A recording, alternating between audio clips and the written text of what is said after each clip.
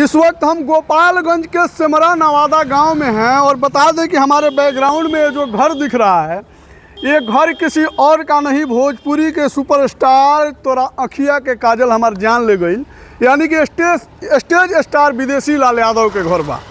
तो बता दी कि ये गोपालगंज सेमरा नवादा में ये जो घर लौकता है विदेशी लाल यादव के अपना मेहनत के कमाई के घर है। हम चलतनी आज ब्यास जी के घर में, ब्यास जी के घर आप सबके देखेबो करब। तो हम चलतनी अब विदेशी लाल यादव जी के घर में और देखल जाओ जो का कुल ही व्यवस्था बा। ब्यास जी से हम बातचीत कैले रही तो ब्यास जी कहनी आई घरवे बानी, तो हम सोचनी जो पहले चुपे चोरी एगो वीडियो बना लिहल जब यहाँ के घर के। टिनरवा देख सकतनी गेट लागल बा, यहाँ के द्वार पर है दू गो आम के पेड़ बा, एगो स्प्लेंडर बाइक लागल बा और भी यहाँ के मालूम ना 4 व्हीलर कहाँ बटे। और ये सब देख रहा बानी पूरा विदेशी लाल यादव जी के घर के कैंपस बा। विदेशी जी बानी का? विदेशी जी? हाँ जी। ए महाराजा ही है ना। तो आप सब देखा था नहीं है विदेशी जी वीडियो बनावता नहीं हम। बहुत प्रणाम। प्रणाम प्रणाम। वीडियो बनावता नहीं कैसन बनी? बढ़िया बनी एकदम। तो फाइनली विदेशी लाल यादव जी आज हमारा से मिल गई। सेमरा नवादा गांव है, ठीक ना? का पियो तनी? ये लिमका है। लिमका है? का है गर्मी ढेर चढ़ गई बका? रात प्रोग्राम रे माने लगातार प्रोग्राम बा, आजो प्रोग्राम बा आदमापुर में। अच्छा। तो लिमका पीले से गैसवा निकल जाला। तो सूतत कब बनी रुआ?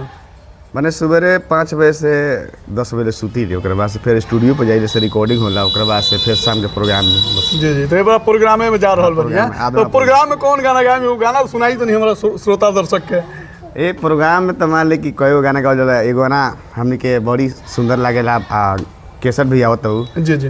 कि तोहरा बिना का करब हो, खा के जहरिया मरब हो, कि दिलवा के चोट हई करेज पर गईल, प्यार जवन पहिला स्टेज पर भइल, उहे प्यार पियावा के सेज पर होई।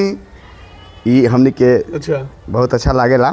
अभी नया में गाना आवत है, ऐसे इहे गाना गाई ले अभी। नया में और कौन कौन सा गाना आ रहल बा? अभी तो थ्रेसर वाला गाना रहू काफी बाजल। हां थ्रेसर वाला। और ई का बताड़ी छन? अभी नया में दुगोला आवत है, रोक बताओ ही नहीं पहले हम। दुगोला तो पहले इंतजार लोग करत है दुगोला के, कबले छोड़ब के? वीडियो भइल बा, अभी एडिटिंग नहीं है भइल। अच्छा। एडिटिंग हो जाता तो खुद बुलाएं बताएं। तो कहिए 25-26 तारीख के लोग के सुने के मिल जाएगी।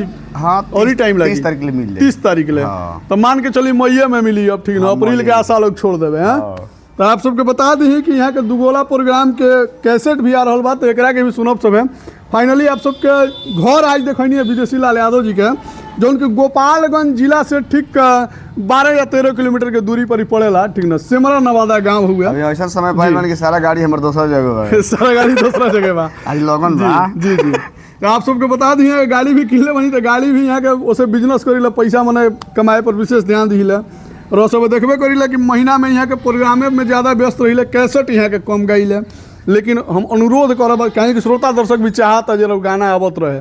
गाना एकदम हमेशा आवता अंशु वाला म्यूजिक कंपनी से। तो अंशु वाला म्यूजिक कंपनी के पहले वाला जो हम चैनल रहे तो उड़ गई ना, तो हमनी के रोज मिलियन भाग जाए। हाँ, ये तो भागत रहे। चैनलवा उड़ गए से तनी दिक्कत भइल बा। कौन दिक्कत नहीं है? अरे अंधेरा होला तो भाई सुबेरा भी होके करे। जाते जाते तोरा अखिया के काजल, कि तोहरा अखिया के काजल हमर जान ले गईल। तेरी आवाज फसल बरत के जी।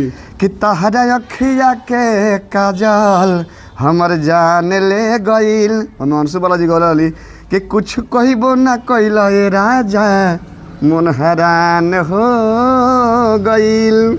वाह। तो यहाँ करनी विदेशी लाल यादव जी। आप विदेशी लाल यादव जी के घर आप सबके कैसन लागल कमेंट सेक्शन में जरूर लिखब। और आगे केकर घर देखल चाहतनी या कौन कलाकार से मिलल चाहतनी हो कमेंट सेक्शन में लिखब। मिलत नहीं फिर, तब तक खातिर धन्यवाद।